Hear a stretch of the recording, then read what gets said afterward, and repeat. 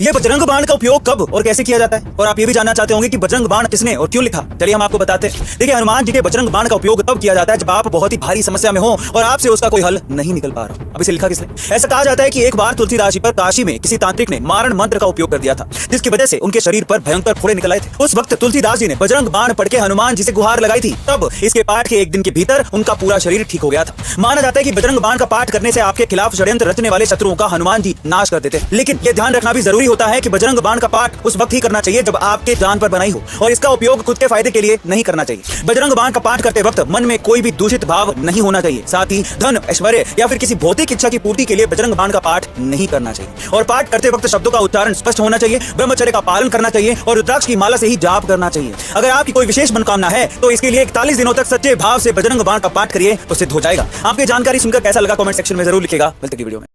आखिर महाशिवरात्रि क्यों मनाई जाती है? अगर मैं आपसे कहूं कि महाशिवरात्रि एक कॉस्मिक कनेक्शन है तो हेलो गाइस, मेरा नाम है अरविंद अरोड़ा और आज इस वीडियो में हम बात करने वाले हैं महाशिवरात्रि की।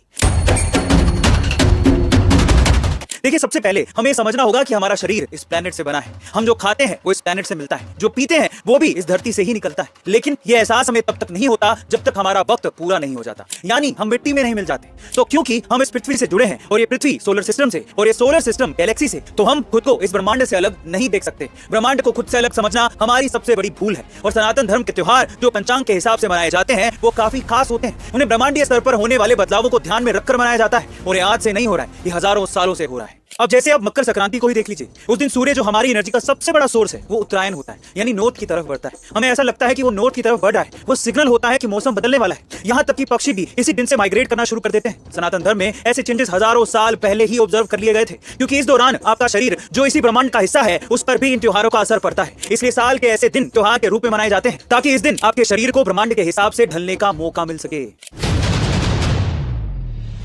तो चलिए बात करते हैं महाशिवरात्रि की कि महाशिवरात्रि क्या है। देखिए, इन त्योहारों में सबसे खास है महाशिवरात्रि की रात। वैसे तो हर महीने शिवरात्रि आती है जिस दिन कॉस्मिक लेवल पर एक नेचुरल एनर्जी उठती है, लेकिन साल में खास शिवरात्रि को आइडेंटिफाई किया गया है जो फरवरी या मार्च के महीने में ही आती है, जिस दिन नॉर्दर्न हेमिस्फीयर में इस एनर्जी का फ्लो साल भर के मुकाबले सबसे ज्यादा होता है। इसलिए इसे कहा जाता है महाशिवरात्रि। महाशिवरात्रि एक रिलीजियस फेस्टिवल से पहले एक साइंटिफिक या यूं कहिए कि कॉस्मिक फेस्टिवल है जो हमारे पृथ्वी की पोजीशन के हिसाब से मनाया जाता है, और इसे सनातन धर्म के मशाल धारकों ने हजारों साल पहले ही समझ लिया था।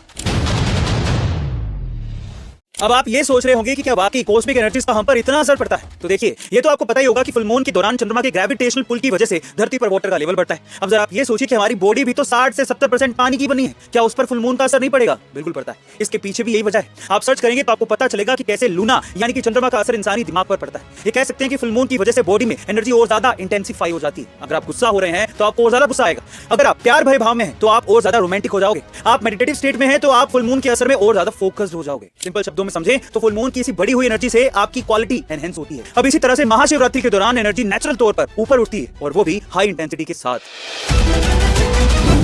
चलिए अब ये समझते हैं कि महाशिवरात्रि में आपको क्या करना है। देखिए, महाशिवरात्रि में लेटा या सोया नहीं जाता क्योंकि इससे आपकी एनर्जी ऑब्स्ट्रैक्ट होती है। स्पाइन सीधी करके बैठने से आप उस रात उठने वाली एनर्जी को सपोर्ट कर सकते हैं। इसलिए महाशिवरात्रि में मेडिटेशन किया जाता है। दिन भर व्रत भी इसलिए रखा जाता है ताकि खाली पेट आपकी बॉडी एनर्जी को और बेहतर ढंग से रिसीव कर सके। तो गाइस, इस महाशिवरात्रि में मेडिटेट करके खुद इस एनर्जी को महसूस करना ना भूलेगा। महाशिवरात्रि की इस एनर्जी के साथ हमारी पृथ्वी हम इंसानों को एक और मौका देती है खुद को अपग्रेड करके बेहतर इंसान बनाने का। बस अब जरूरत है तो हमें जागने की, समझने की, सनातन धर्म के उन सभी रीति रिवाजों को अपनाने की जिसे हजारों सालों से प्रूवन रिजल्ट के साथ फॉलो किया जा रहा है। महाशिवरात्रि की आप सबको हार्दिक शुभकामनाएं। जय हो भोलेनाथ की।